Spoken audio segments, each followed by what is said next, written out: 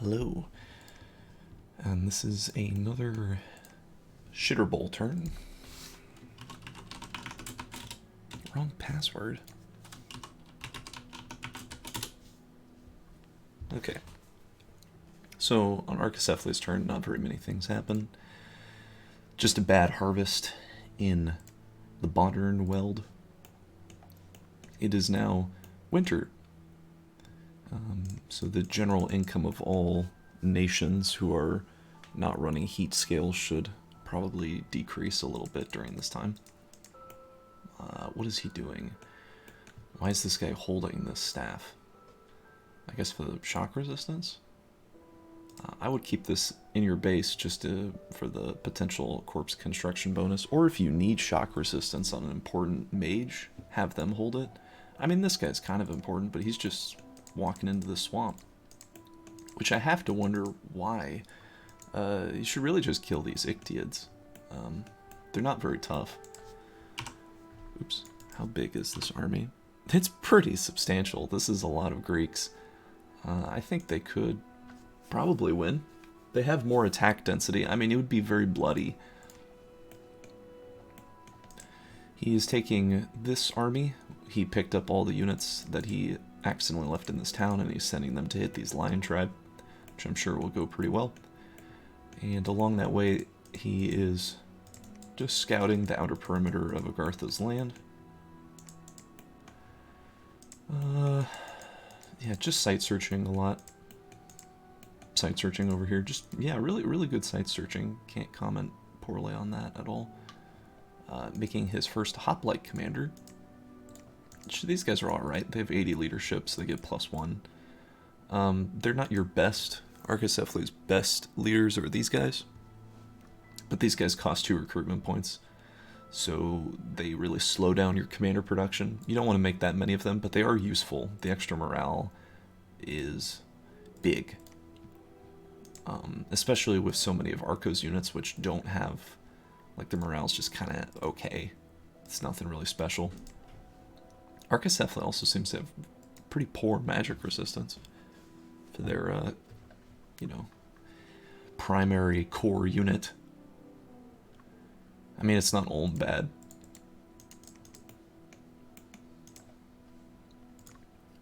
Is he doing anything else? Oh, he's recruiting here. He's recruiting, excuse me, he's recruiting archers here. I don't think this is necessary. Your ranged units are your peltasts, and javelins are good. They hit really hard. Leaving this chariot back here, I guess he is crippled. Yeah, maybe it's for the best that he's gonna be retired. I don't think you need to spend your money on these indies. These guys really are bad. Like, the short bow is a terrible weapon. Their stats are really poor. Their precision is just average. Their morale sucks. These are really bad units. I would never make them. Unless you, like, desperately need flaming arrow capacity. But as Archaecephaly, if you want to do that, just cast it on your peltast and have them throw flaming javelins. That would be cool. Yeah, if he got enchantment 4 and then cast flaming arrows, that would be a really big buff on his javelin throwers. As we saw Ermor do in my Hinnom game.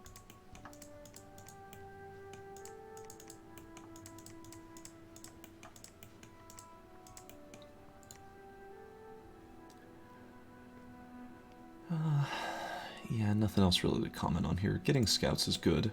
Doesn't he? I thought he made a lot more scouts. Does he have them just sitting around? Yeah, this guy's just sitting in the swamp. This is pretty crazy. 2 lizard shaman provinces right next to each other. This is so valuable. This is, like, worth going to war over to get both of these. Crazy. I still see someone's dominion over here. And someone's dominion down here, too. Although I think this is... this might be Marignon's. Not sure. Oh, there is a couple death in this province.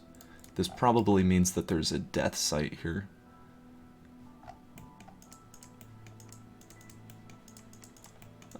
I don't see anything else of note, so we can go right along. to Ulm.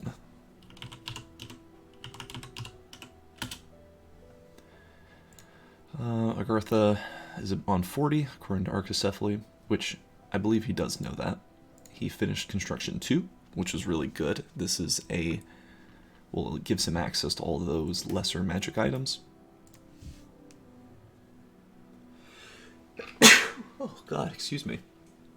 And then he tried to fight a battle here in this cave. This is the one I was unsure of, going up against these dog-headed beastmen. Because they have Berserker, they're pretty comparable to the Bone Tribe. Their stats are worse. I think their protection's a little worse, but they have higher strength. They just hit harder. And they also have more HP. And the main thing an Olmite has to worry about is high damage, cracking open their can. So we'll have to see. These javelins hit hard, but they don't hit very often. He has the smith just casting random evocation spells. Ooh, that one actually got dumpstered immediately. Oh, is that the commander? Is that the commander who just like charged in and died? Is this the other one? I'll have to check. Yeah. Oh, okay. So the commander's just like hurried forth into the pike line and got killed immediately. And then they rout, of course. Because their commanders are dead. Alright. Well, I don't think this victory should have been that easy. I definitely think if these guys didn't just run and commit suicide, Ulm would have had a lot more losses here. But that's okay, because the commanders did just run in and suicide. Local wizard has been lynched after allegations of turning a peasant into a frog. His magical resources have been transported to the lab. 5 fire, 4 astral. Pretty nice. Those are gems Ulm wants both of. So he's just site searching, still building a palisade, taking these guys and hitting this province. What's this guy doing? He's going back to his base. I have to wonder why. Just sort of walk. Why did he walk this unit? So he had him here, and then he moved him here, but now he's just moving him over here? Why? Huh? What was the point of that? Anyway, there really should be, you know, I don't need to repeat myself. He's just floating like 2,000 gold. Making exclusively black plate boys now that his cap circle is basically entirely filled in. What can he make here? So he can make these things, and this shaman.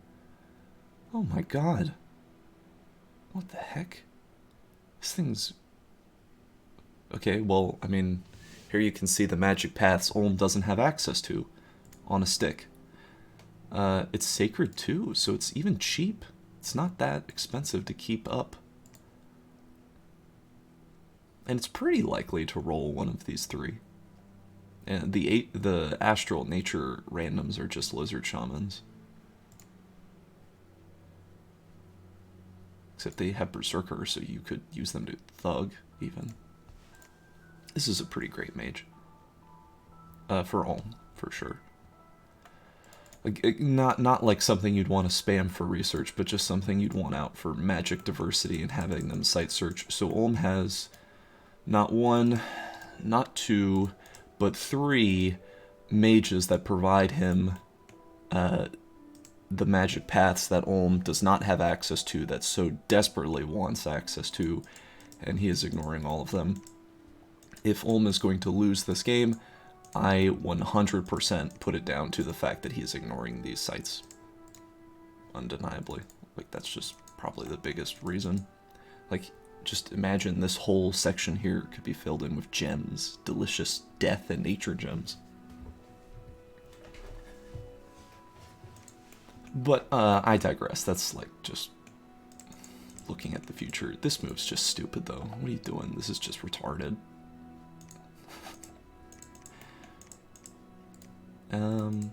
Anything else he's doing? So after Construction 3, he's going for Alteration 3. Why? I mean, Iron Skin's solid. It's a good spell. Alteration, he'll get other useful spells. Resist Lightning, Stone Skin, Earth Meld is great. Especially against Marignon, this would be the exact spell that you'd want to spam as Ulm against Marignon, because it'll cripple their defense score so you can actually hit them. And Alteration 1 has some, like, personal luck is alright. But I guess he gets luck up here, which is just a... Luck is a great buff to put on Ulmites. Makes them even more tanky.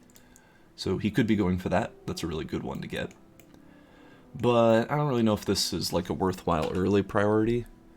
I would consider instead getting Enchantment 3 for Strength of Giants, which I think is just broken on Ulmites. Or, alternatively, Ulm gets this cool spell Iron Darts, which is just insane against magic beings.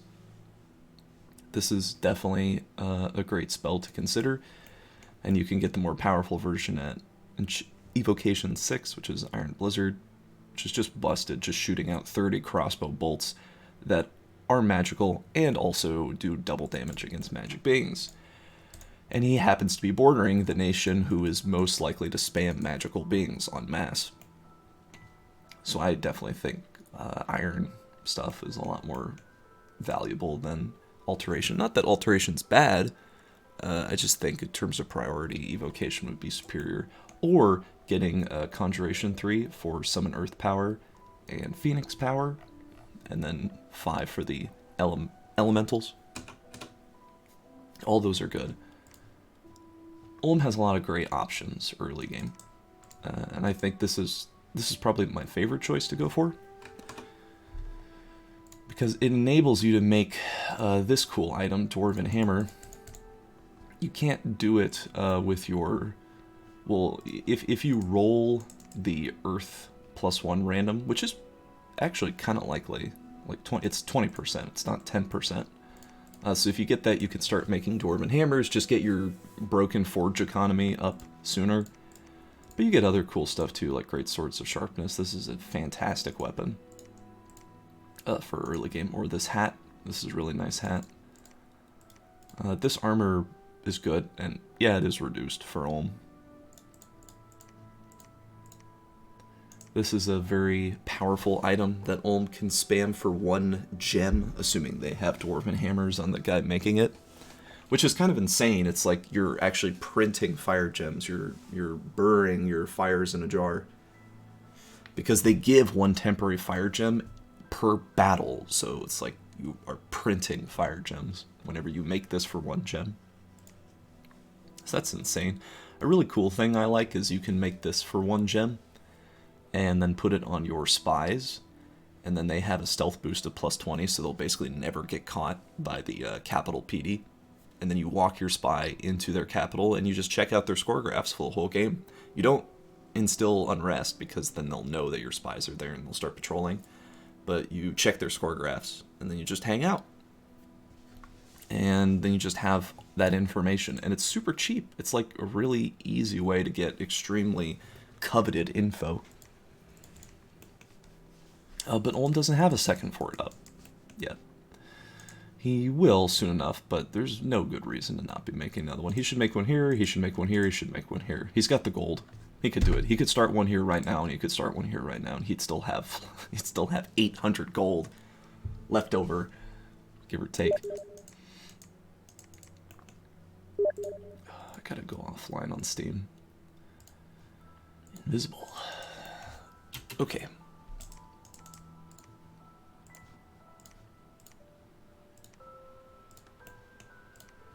And Marignon. This is just Arcecephaly sending the same message.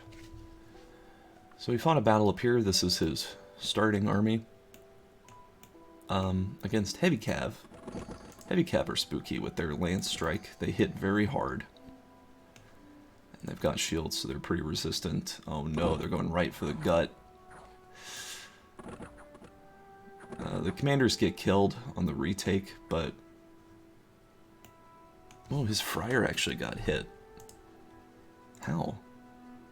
I don't know. Interesting, when the friar buffs himself, he actually turns into a real fighter. Like, his protection sucks, but if he could dodge the attack, like if his defense skill dodges the attack, he actually hits very often.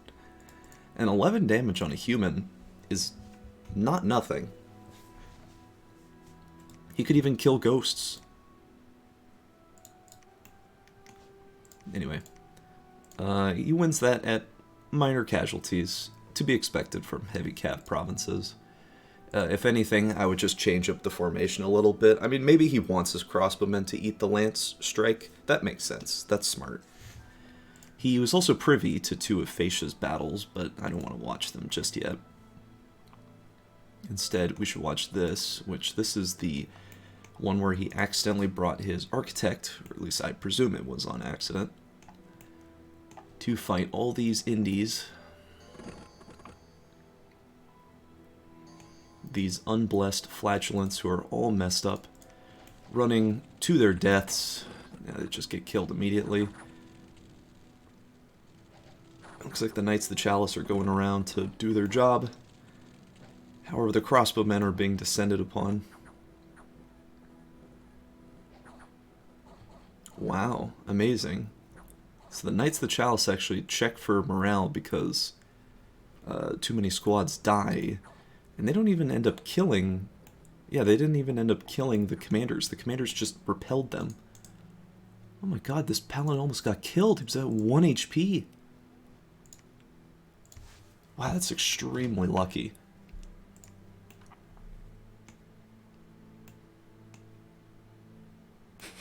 He got slashed up badly. Well,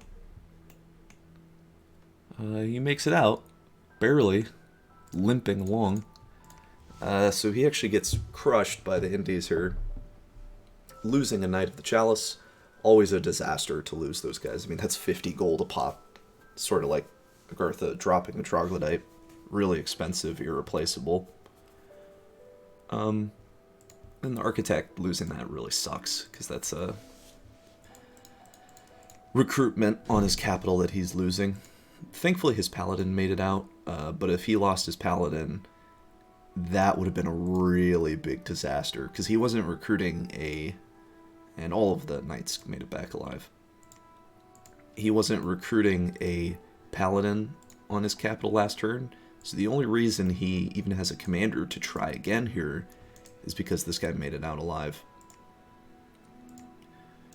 Just on a hold and attack rear command, being blessed twice, I'm sure he'll win this time. The only reason that battle was sketchy because he had non-Knights of the Chalice. When they died, the Knights had to check for morale and they failed.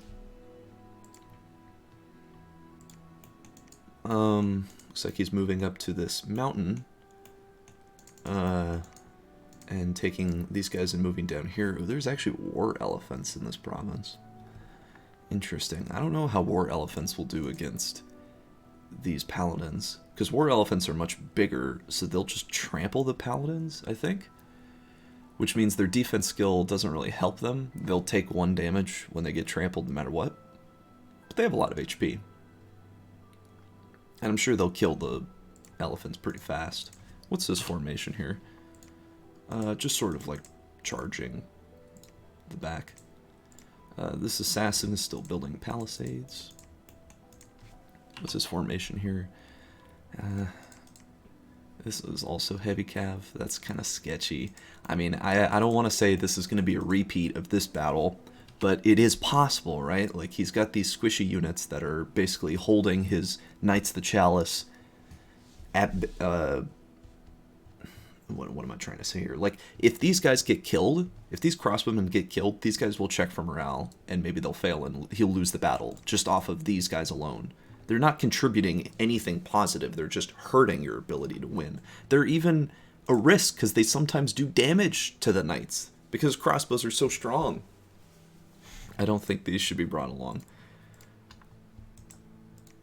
I mean, I don't know what you would do with the friar otherwise. Maybe just send him, like, start preaching or something. His scales are okay. Growth is nice. But yeah, Marignon's in a pretty bad spot after that. I really think he should take this. This is just like... This is free. Well, with his Knights of the Chalice, it's free, but it looks like he's not going to have another expansion army next turn. He is spending all of his recruitment points perfectly, though. So, that's something. He has no PD in this mountain province again, really just asking for a random event to come up and steal it from him again. Maybe that won't happen. Is he doing anything else? No, it doesn't look like he is. Still doesn't know where Ulm is. Was he told? Yeah, he's told where Agartha is. He will have to decide what he is going to do with that information, if he truly believes it, which I don't really see why he wouldn't. He can see Agartha's over here, close to 40. Maybe that's why this spy is heading down here to check out Agartha's expansion. Anyway, speaking of Agartha...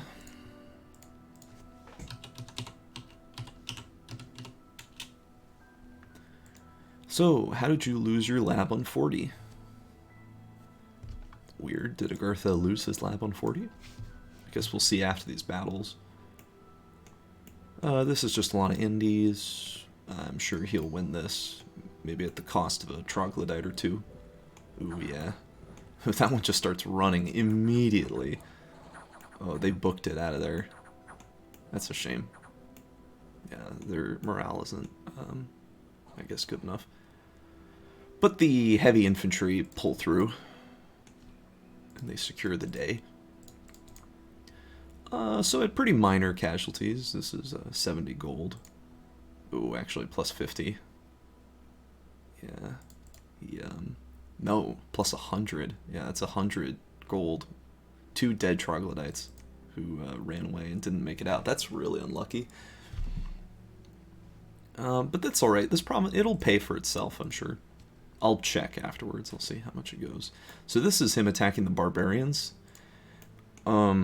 I postulated in the last video that he would totally lose this battle, and this player came to me asking, like, hey, should I do this? Should I do this battle? And I told him, no, I don't think you'll win. Barbarians are really strong. They hit for 24 damage. They can definitely kill your guys in one hit. And the troglodytes have no protection, so they'll get chopped up badly too. So he told me, oh, okay, then I'm actually going to resend you the turn file, and I'm not going to attack that province. I missed that part. I didn't pay attention, so I hosted the game with the old combat, so all the losses that occur here and all the gains that occur here are thanks to me alone. My bad. Those troglodytes survived a lot longer than I thought they would. And he actually routs them. Alright, his guys are really banged up, but he wins. Amazing. I didn't expect that to go that way at all. And he loses 7 troglodytes. So that's a lot of money. So he takes the province. Let's see, how good's the province? Well, what did he get? Some earth gems, that's great. Ore deposits, but it's just resources. So this is 65 gold province. So after 6-7 turns, that battle will be paid for. I'm sure he can hold this province for more than that. So great that he took it. It's in his cap circle, opening up more resources, which is very big. But that was my fault that he fought that battle at all. So I apologize. To him as well, I did already. This battle, though, this province is worth substantially less. Only 27 gold. And he lost, like, what, 3 troglodytes taking this? So that's 150 gold right there. And then 3 dudes, another 30. that's what, another 7 turns for this to pay for itself. I mean, it's snowy, and his scales aren't over here just yet, so maybe it'll get better. What is he doing? He's taking these guys to fight these troops. Depending on the amount of heavy infantry, he will win or lose this battle. But this is an important province to take. It is one of the 2 choke points over this river, one of the 2 bridgeways. So that is essential. Ulm is sort of cutting him off from anything else, being on top of these mountains. The Old Man Mountains. Otherwise, Agartha's nation is looking a little bit like a noodle, sort of like spread out limply over a bunch of provinces. He's really got to fill out quickly because, as far as I'm concerned, it's very difficult to defend, say, this province all the way up here when you've also got provinces all the way down here. Like, it's just a lot of movement that has to happen. Thankfully, roads can alleviate a lot of this, but he doesn't own the main road that runs next to his forest domain. He owns a few pieces of it, but, you know, like, all of these are still open. Now, granted, they're hard provinces. Heavy cavalry, wolf tribe are no joke. So, wow, 126 gold. This is a really valuable province, though. He should definitely take this.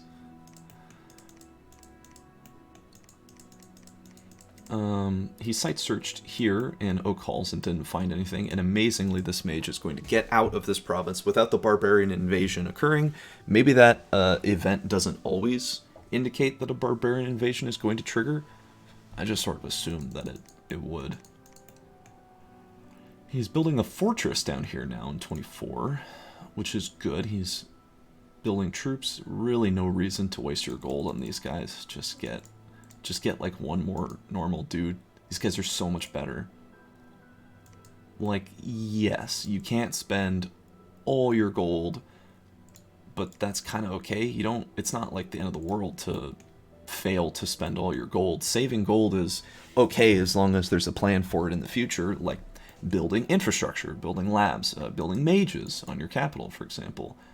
I would really like a troglodyte trainer to come out, like especially with this many troglodytes being used. These guys are good. These guys are designed to lead troglodytes, and that extra morale really does make the difference.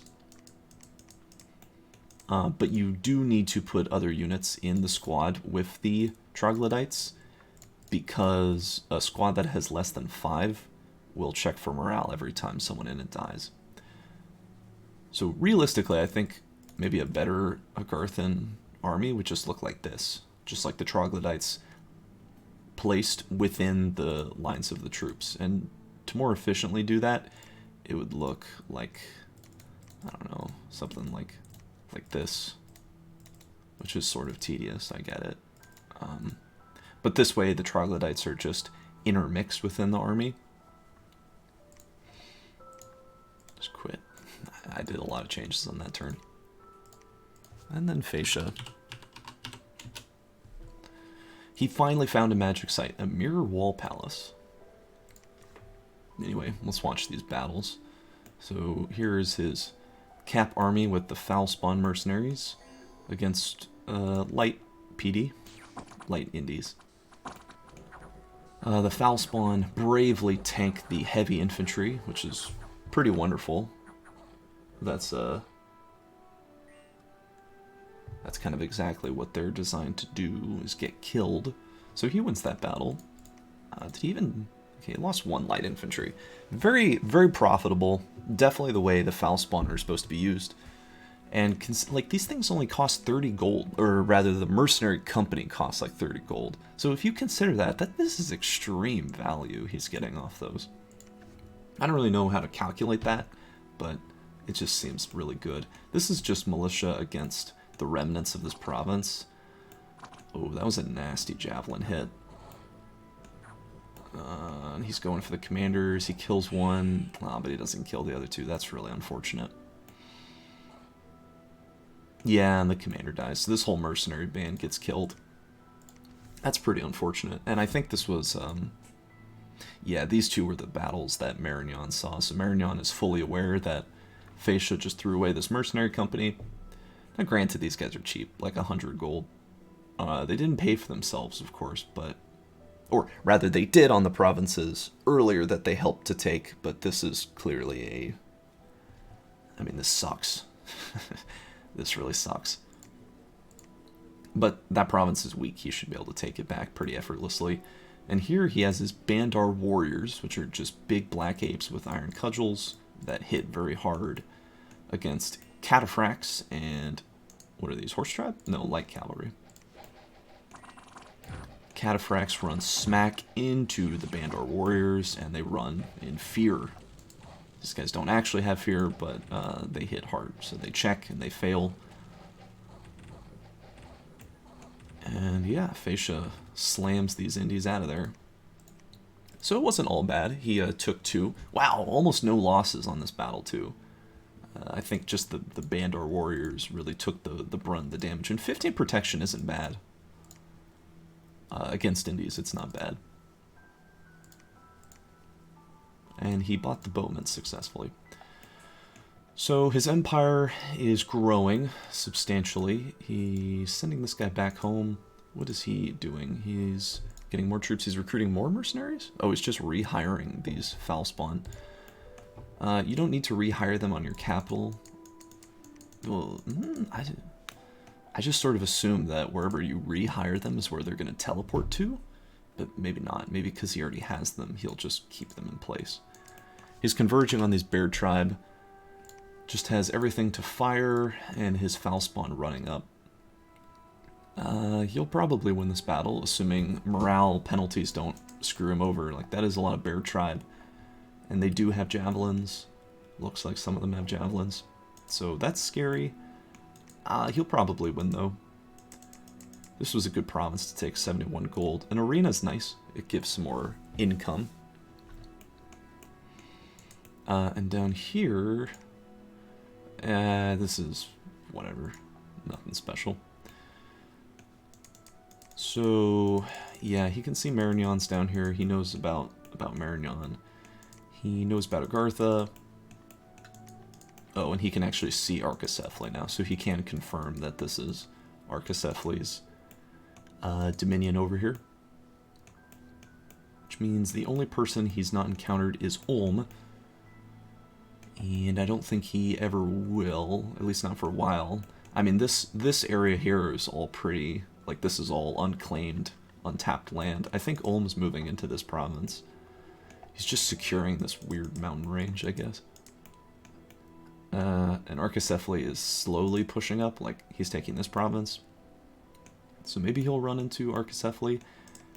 Anyway, this battle will probably go good. This one, it's just 20 barbarians. He's got a lot of scouting reports in this province. It's been 20 barbarians pretty much routinely. So I think he can do it.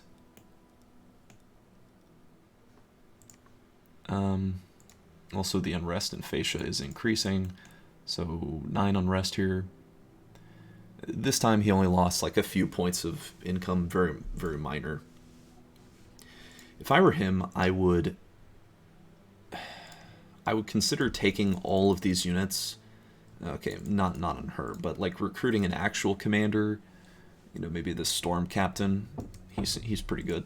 Recruiting one of him and just patrolling for one turn and checking to see who is spying on your province. Like, it's almost certainly Marignon because he already knows Marignon is bordering him and he doesn't know where Ulm is. I mean, it's possible Ulm, you know, could have moved spies over here like this into his capital. It's not like out of the realm of possibility. It could definitely have happened, but he should get confirmation. He should check to see who's spying, who's instilling unrest, and then change his game plan around that. I mean, that's sort of unnecessary. It's like, come on, you know Marignon's doing this to you. You should, like, prepare for war. And this seems like a very bold, dangerous move. Like, what if Marignon is also moving into this province at the same time, and you just happen to be unlucky and you fight the barbarians first, and then you fight his insanely buffed Knights of the Chalice? Well, then you get screwed. You get blown out badly. You lose, like, all this, like, you lose a very expensive army, and you don't have a lot outside of that. Like, you've kind of got 2 other armies. 2 of your 3 or 1 of your 3 armies is just annihilated instantly, and all of this land is free. This 10 province defense won't do squat. It'll just die immediately. This is just sunk gold.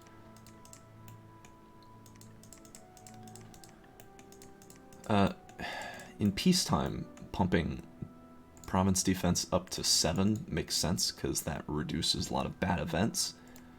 But, like, who cares about this desert? Why does this desert need 10? Just put it at, like, 6 or 7. There you go, you're good. And why is this one at 1 if you have 171 gold?